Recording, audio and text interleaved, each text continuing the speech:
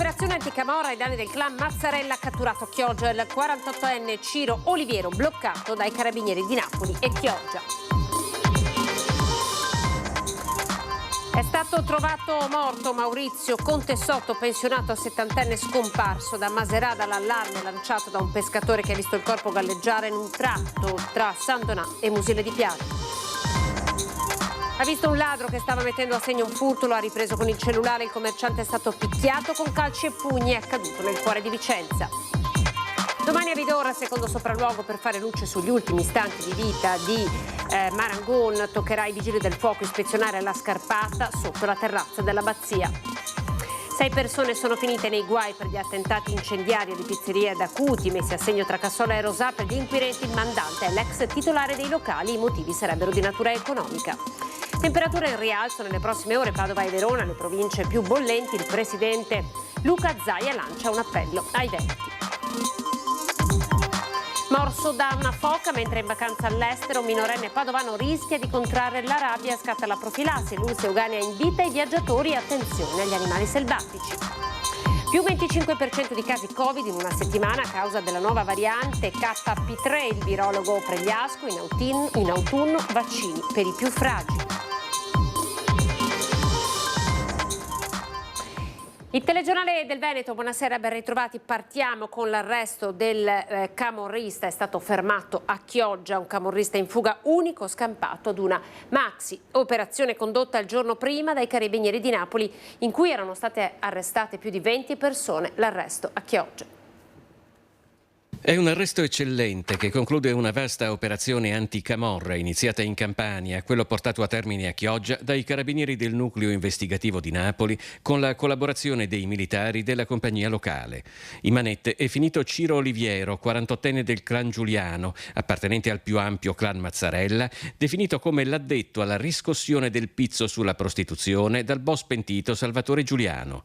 Oliviero era riuscito a sfuggire ad una maxi operazione anticamorra ai danni del suo clan, che il giorno prima aveva portato in carcere 22 persone, di cui 5 ai domiciliari, accusate a vario titolo di associazione di stampo mafioso, tentato omicidio, lesioni, rapina, estorsione, detenzione e porto abusivo di arma da fuoco, associazione finalizzata al traffico di stupefacenti, tutti aggravati dal metodo mafioso. La fuga di Ciro Oliviero è durata 24 ore, interrotta quando l'uomo è stato localizzato e catturato nel comune di Chioggia.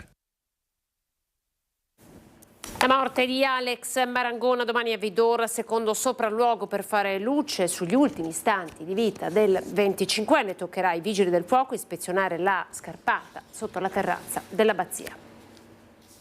Verranno imbragati e calati lungo la scarpata i vigili del fuoco che nelle prossime ore torneranno sui luoghi della morte di Alex Marangon per un nuovo sopralluogo. Torna infatti in campo l'ipotesi della caduta dalla terrazza dell'abbazia affacciata sul Piave, un volo fatale tra la vegetazione e le rocce. Non a caso gli operatori si concentreranno sull'eventuale presenza di rami o arbusti spezzati alla ricerca di quella che potrebbe essere stata una traiettoria di morte. Chiaro che lo scenario della caduta dal terrazzo, se confermato, non escluderebbe né un'aggressione avvenuta poco prima, né un'eventuale spinta, né tantomeno l'ipotesi di una fuga con Alex intento a scappare da qualcosa o qualcuno. La procura, ha ribadito Marco Martani, resta convinta dell'ipotesi più grave, quella dell'assassinio, ma non può escludere tutto il resto, soprattutto a seguito del primo sopralluogo, nel corso del quale non sono emersi elementi utili, né tracce di sangue, né la possibile arma del delitto. A parlare di un corpo martoriato resta l'autopsia eseguita venerdì scorso, il cranio parzialmente sfondato, le lesioni alla schiena, le tante costole rotte, incompatibili solo con una semplice caduta per quanto rovinosa. Altra partita, quella delle testimonianze. I contorni di cosa sia realmente accaduto nell'abbazia durante il rito sciamanico restano sfumati, per non dire liquidi. Se è vero che diversi partecipanti sono stati sentiti dai carabinieri, è altrettanto acclarato come i 2 curanderos colombiani, che pure sarebbero stati tra gli ultimi a vedere Alex in vita, se ne siano andati a ricerche in corso prima dell'arrivo delle forze dell'ordine all'alba di domenica 30 giugno. Entrambi si troverebbero all'estero, ma non essendo indagati sono cittadini come tutti gli altri. Un caso che è diventato un grattacapo, quello di Alex, che interroga lo stesso mondo forense trevigiano. Sicuramente è un caso veramente complicatissimo, non si capisce se il ragazzo sia stato ucciso, se non sia stato ucciso. Tra l'altro veniamo anche a scoprire, lo dico francamente, di un mondo che non conoscevamo. Chi mai avrebbe immaginato che anche nel nostro territorio ci fossero queste, come dire, incontri un po' così strani. E sullo sfondo di questi riti c'è il possibile uso di sostanze psicotrope non legali come l'ayahuasca, appunto, ma non solo. Se ne verranno trovate tracce sul corpo del 25enne, non si può escludere l'ipotesi di un nuovo reato, quello di cessione di stupefacente, che però a sua volta non farebbe luce sul giallo della morte di Alex. Allarme scattato, lanciato da un pescatore che ha visto un corpo galleggiare sul Piave tra San Donà e Musile. Si tratta del 70enne di Maserata di cui non si avevano più notizie da sabato. E di Maurizio Contessotto, il 70enne di Maserata, di cui non si avevano più notizie da sabato scorso, il corpo senza vita recuperato dai vigili del fuoco lungo il Piave tra San Donà e Musile. L'allarme è stato lanciato attorno a mezzogiorno da un pescatore che aveva notato il corpo galleggiare sul fiume. I vigili del fuoco, intervenuti con l'elicottero, hanno calato un sommozzatore che ha vincolato la salma fino all'intervento dei colleghi di San Donà, intervenuti sul posto anche con un gommone. Il corpo dell'uomo è stato portato in località Passarella, dove è stato messo a disposizione dell'autorità giudiziaria per il riconoscimento. Nei giorni successivi alla scomparsa erano stati lanciati appelli a chiunque potesse riferire informazioni utili ai fini delle ricerche del 70enne, che ora si sono drammaticamente concluse lungo il Piave. Vicenza, uno straniero stava tentando di rubare un monopattino, ha picchiato il farmacista che ha tentato di fermarlo. La legge della foresta, la regola del più forte, del più arrogante, del più violento. Ladri che aggrediscono chi tenta di fermarli, siringhe in centro storico, degrado. A Vicenza i commercianti lanciano l'allarme, così non si può più andare avanti. L'ultimo episodio questa mattina, quando in Piazza delle Erbe un farmacista nota uno straniero che sta tentando di rubare un monopattino elettrico posteggiato negli stalli per le biciclette. Prova a fermarlo. E i testimoni raccontano che a quel punto si scatena l'inferno. Il signore stava filmando il ragazzo che stava cercando di rubare un monopattino che si trova lì e praticamente vedendolo ha iniziato a dirgli di smettere di filmare e l'ha iniziato a picchiare. E praticamente con un pugno alla faccia a un certo punto penso abbia perso i sensi ed si è accasciato ed è caduto sulla vetrina della farmacia e rompendo i vetri. E io avvicinandomi ho visto che era completamente con la faccia gonfia e perdeva molto sangue, e il ragazzo poi l'ho visto scappare su una bicicletta e raccogliere il telefono con cui il signore aveva filmato. Il tentato furto, l'aggressione. Tutto questo succede alle 10 del mattino, in pieno giorno, a Vicenza, in centro storico, davanti ai passanti. I commercianti sono furiosi e lanciano una raccolta firme per dire basta al degrado. 1 per chiedere sicurezza e 2 per chiedere di svegliare un po' il centro storico che da un anno ormai è andato in caduta libera. Per terra i frammenti della catena che assicurava il monopattino, ma girando in centro storico tra i Sanpietrini si trovano sempre più spesso anche le siringhe. In Contrada Garibaldi una bimba di 1 anno e mezzo si è trovata un ago conficcato su un sandalo. Sembrerebbe che non sia stata punta, fortunatamente, ma anche questo testimonia una situazione sempre più critica. La questione del degrado è davvero molto sentita, la presenza di tossici, addirittura di siringhe in centro storico. Noi abbiamo trovato qui in Corso Palladio un ago. Questo è un ago che appartiene a una siringa pre-riempita, quindi con un serbatoio che contiene un farmaco. Non è il tipo di siringa che viene utilizzata dai tossicodipendenti, però resta il fatto che è qui dove non dovrebbe essere e c'è un ago e qualcuno si potrebbe pungere. Restando in città, questa è la situazione del degrado davanti all'asilo di San Rocco. Siringhe dappertutto, vicino a un luogo frequentato dai bambini. Insomma, i commercianti sono davvero esasperati. Qui bisogna prendere dei provvedimenti seri di più. Turisti molto pochi, eventi pari a 0, sicurezza meno di pari a 0. Cosa devo dire? Non c'è niente da dire. Siamo qui e siamo alla frutta. 6 persone, 2 trevigiani, 2 veneziani sono finiti nei guai per degli attentati incendiari alle pizzerie d'Acuti messi a segno a gennaio fra Cassola e Rosà.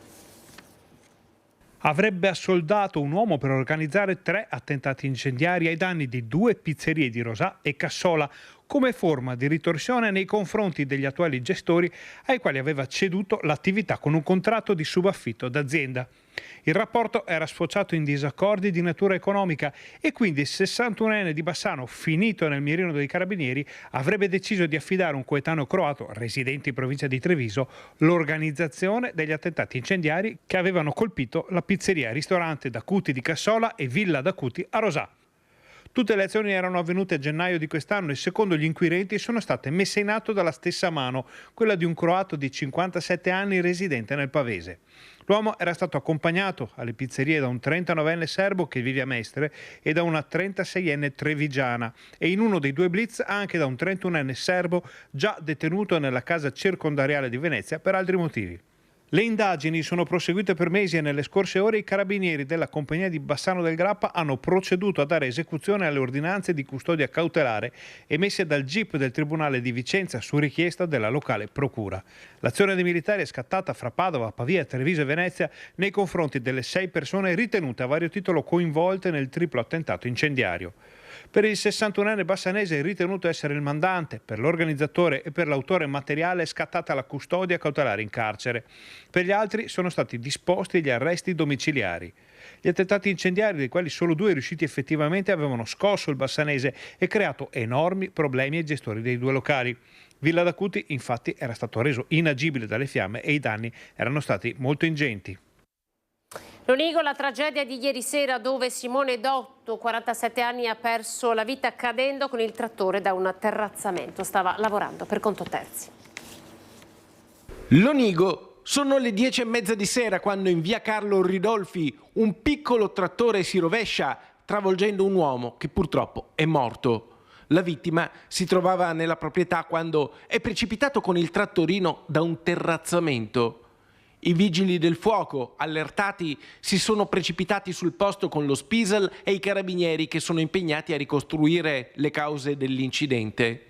I medici e gli infermieri del SUEM 118 hanno constatato la morte dell'uomo, un 47enne di Valliona. I pompieri hanno messo in sicurezza il piccolo trattore e illuminato la zona per i rilievi. Dopo il nulla osta, il corpo è stato recuperato. Le operazioni di soccorso sono terminate alle 3 del mattino. Caldo, Padova e Verona, le province più bollenti. Arriva l'appello del governatore Luca Zaia. Una fiammata di caldo è prevista per le prossime ore in tutto il Veneto. Le temperature già alte toccheranno i 38 gradi. La dichiarazione di allarme climatico per disagio fisico che riguarda gran parte della regione potrebbe essere prolungata anche nei prossimi giorni. Da qui il messaggio del presidente del Veneto ai cittadini Luca Zaia, l'invito ad essere comunità, aprendo le porte di casa alle persone più fragili che non possono proteggersi dal caldo. Segnalare situazioni di disagio, persone sole e aprire le porte a vicine conoscenti, scrive Zaia, un atto di gentilezza ma anche di solidarietà. Per chi vive nelle zone affollate o isolate, continua, è importante verificare regolarmente le condizioni di anziani, persone fragili e chi è sottoposto a cure mediche debilitanti. Verona e Vicenza, le province più calde con punte di 35 gradi nella giornata di oggi.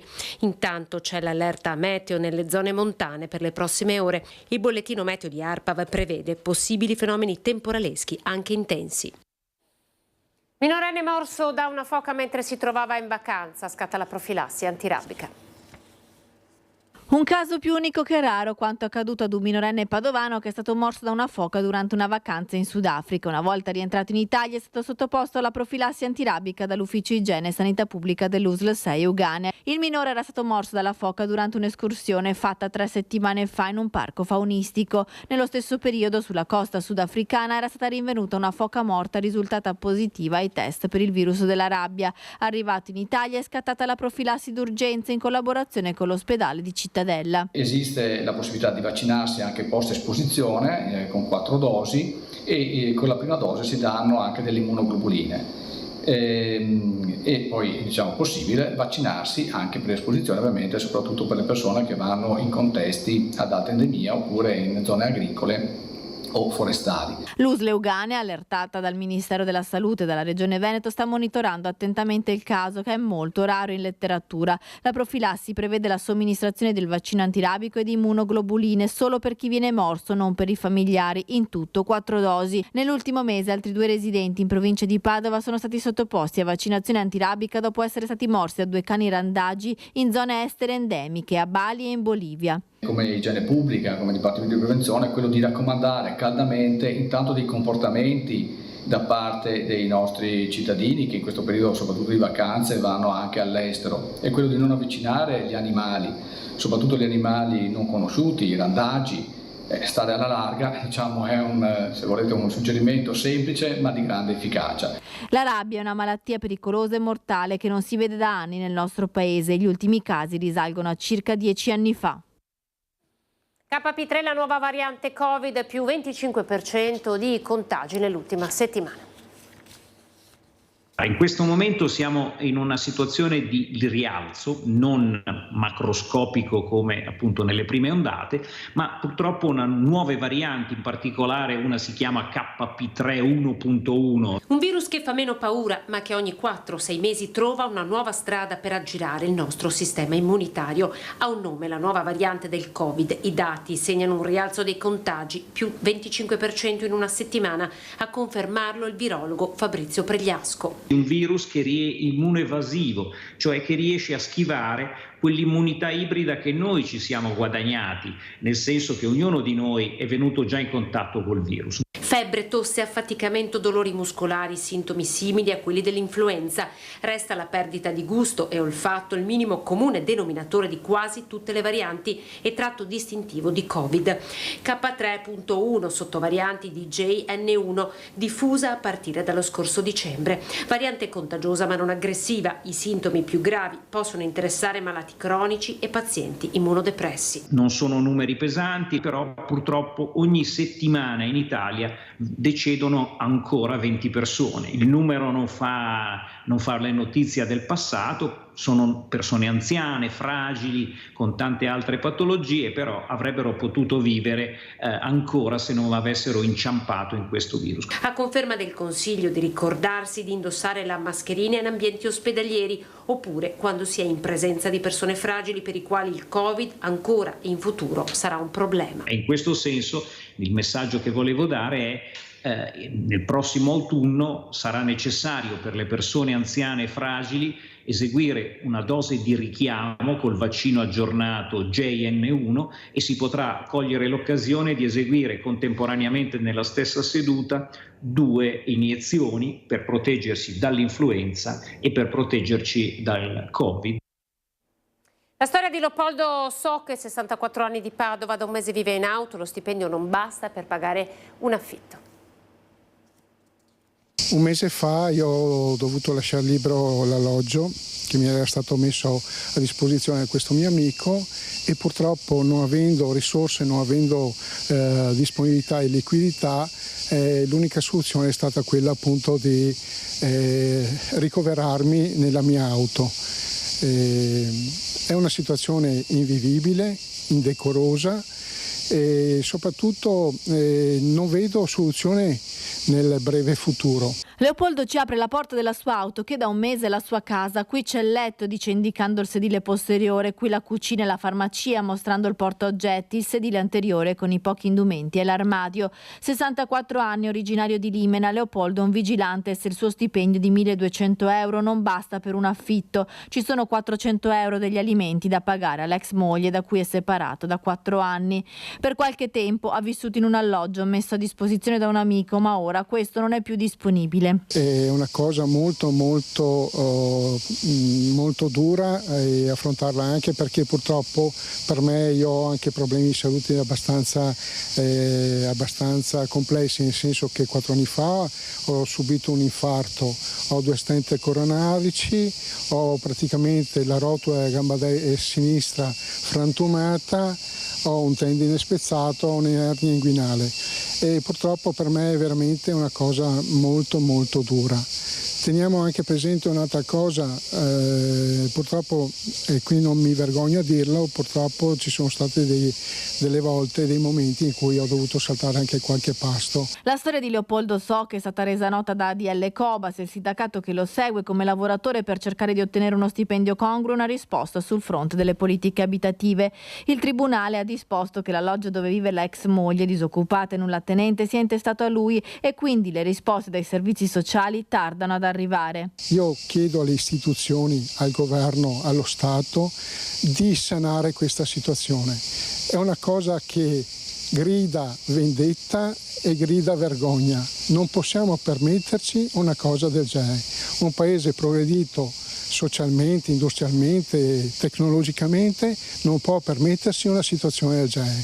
Vi chiedo di aiutarmi. Leopoldo in questo mese ha anche creato una pagina Facebook chiamata Associazione per la tutela dei diritti degli italiani, che cerca di riunire chi come lui dall'oggi al domani si è trovato a vivere in strada pur avendo un lavoro.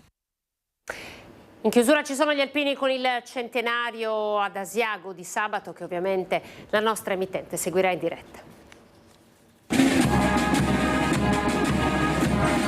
Alpini e Media Nord-Est, un binomio inscindibile. Anche in occasione del centenario della sezione Monte Ortigara e dei gruppi alpini di Asiago e Gallio, le nostre telecamere e i nostri microfoni vi racconteranno sfilamento, cerimonie, testimonianze delle celebrazioni previste in diretta sabato mattina dalle 8:45. Questo è il periodo dei centenari. Dopo il centenario dell'associazione nel 19, le sezioni storiche ovviamente che sono costituite nei 5-6 anni successivi, festeggiano il loro centenario. Tra questi ovviamente la sezione di Asiago, direi che è una sezione storica per eccellenza, legata ovviamente a un monte per noi sacro che è il Monte Ortigara, per cui sabato e domenica sarà una cerimonia e una festa doppia, il sabato per i 100 anni della sezione dei due gruppi, la domenica come al solito il pellegrinaggio al Monte Ortigara, che è veramente il nostro punto di memoria, il nostro punto di incontro e anche il momento per ribadire come sempre la validità dei nostri valori e della nostra identità. L'Associazione Nazionale Alpini è stata riconosciuta a pieno titolo nell'ambito del terzo settore grazie alle tantissime iniziative di volontariato. La nostra sintesi è questa: da un lato memoria, dall'altro solidarietà e aiuto soprattutto a chi ha bisogno. Lo abbiamo sempre fatto in questi 105 anni di storia dell'associazione, continueremo a farlo e appunto, come accennava lei, finalmente anche il Parlamento, e mi piace anche ricordarlo con nessun voto contrario, sia la Camera che il Senato, ha preso atto della specificità delle associazioni d'Arma ma anche della loro forza all'interno del volontariato. Alla cerimonia di Asiago sarà presente anche il Laboro Nazionale degli Alpini. Memoria e valori li ritroveremo tutti nella diretta di questo sabato dalle 8:45.